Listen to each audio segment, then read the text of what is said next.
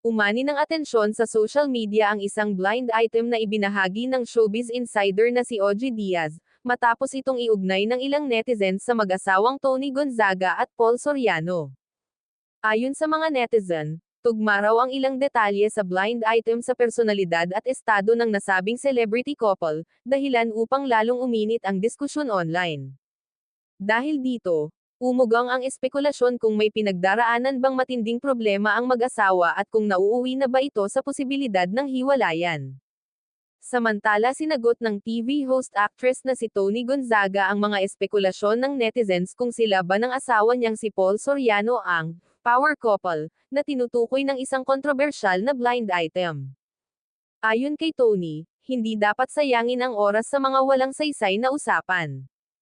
Aniya, do not waste time sa mga nonsense, okay? It's a waste. Ang mga waste dapat fina-flush sa CR, okay? Just like yung mga ibang katanungan ng mga tao dito na walang silbi ang pupuntahan ng mga ganyang questions. Dahil sa kanyang prangkang pahayag, umani ito ng matinding reaksyon online, may pumalakpak sa kanyang pagiging honest, habang ang iba'y nagulat sa kanyang tapang magsalita. Matatanda ang sinabi ni Paul noong 2022 na si Tony ang marahil na most powerful celebrity.